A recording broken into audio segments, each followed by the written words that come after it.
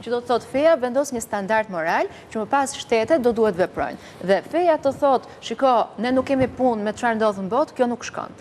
Feja duhet shërbej si baza që më pas të gjithë morali dhe detyrimisht shteti ta kthejnë në formë detyruese. Kështu që nuk më duk çudi që ne kishim një shqiptar, mund të ishin edhe disa në fakt në flotilje. Fakti që ne kemi marrëdhënie diplomatike të tensionuara, të shkëputura më sakt me njërin shtet në fjalë, do duhet na kishte zgjuar pak më shumë se që jemi.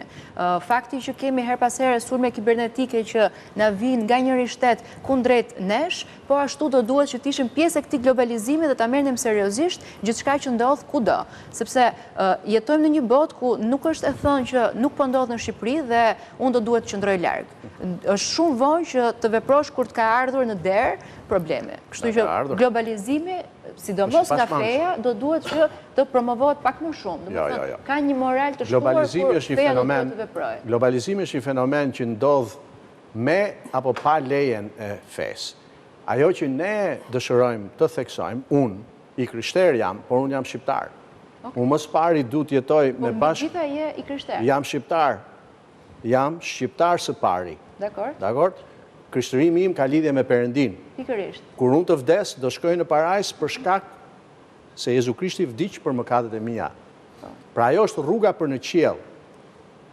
Me bashk qytetarin tim, mund të shërbej, por mund të shërbej edhe për... Mund të shërbej për shumë gjëra. Ajo që do të them unë këtu në këtë vend, jetoj me bashk qytetarët e mi. Dhe në këtë kontekst, unë jam shqiptar së pari. Dakor? Kurse kuptimi im për Perëndin dhe lidhja ime me Perëndin është raport personal. Është personale. Unë du të jemi lirë që të tregoj ty dhe du që ti të jesh i lirë të zgjedhësh çfarëdo që është e vërteta, çfarëdo që është bindë se për. Bakiu thotë e ka bërë në zgjedhje të lirë. Le ta bëj si të doj, por këtu jetojmë bashkë. Këtu jetojmë si shqiptar. Nuk du të kem këtu unë problemet që ka Siria, po problemet që ka... Ti mendon që këto probleme po vinë? Po vinë. Patjetër që po vinë. Si po vinë, nëse mund ta... ISIS-i na mblodhi disa shqiptar dhe na i çoi atje. Dakor? Po, unë mendoj se bëri gjën e mirë, se na i hoqi ca shqiptar problematik. Jo, nuk i hoqi fare, se ne i riadesuam pra. Shumë pak janë riadesuar, shumica kanë ndruar jetë. Ti je i krishter, e kupton? Unë vi nga një familje me traditë muslimane. Ai thotë, si ka mundësi, ne do të presim kokën ty, sepse ne atje kështu e mësuam, se atje u presim kokën atyre.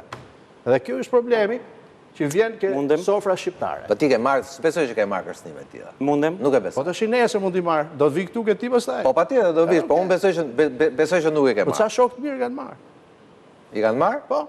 Po pakisë apo të japim fjalën yllit tjetër. Ky është një egzagerim i pavend. Gura. Që ju të pretendoni që këtu po vinë konflikte të huaja. Po. Dhe sidomos ta lidhni këtë me genocidin e Gazës. Genocidi i Gazës është tejet i palidhur, pa asnjë lidhje me çfarë ka ndodhur në Siri, me shtetin e Iranit. Genocidi i Gazës ka të bëjë me çështjen palestineze, me drejtën e tyre për vetvendosje. Po ç'pun kam unë si shqiptar? Nuk po të kërkoj një llogari. Unë kam punë sepse më dhimbsen njerëzit e pafajshëm. Unë nuk dua të jetoj në një botë ku kryhet genocid. Nuk dua të rris fëmijët në një botë ku fëmijët tjerë mbi fëmijët tjerë. Prandaj unë pyetja në fillim Baki, pra ti nisesh kur ti shkove atje, ishin arsye thjesht humanitare apo sigurisht është dhe fakti që ti që jam besimtar. Je besimtar musliman dhe ndoshta je i motivuar dhe nga pikpamja fetare në këtë aspekt. Po. Sepse këtë duam të kuptojmë. Nëse ylli ka drejt apo jo tek hipoteza që ai hedh. Që këtu ndoshta po radikalizohen shqiptarët. Arsyeja në thelb është humanitare.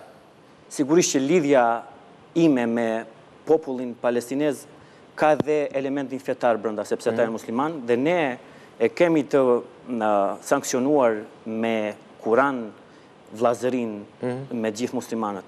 Dhe sigurisht që ky element ekziston. Në thelb flotila si mision dhe përfshirja ime në të është mision humanitar. Pra aty nuk ishte vetëm musliman apo? Aty kam pas rreth 15% musliman. Shumica ishin fe të ndryshme dhe shumica ishin nga vendet perëndimore. Ky nuk është një mision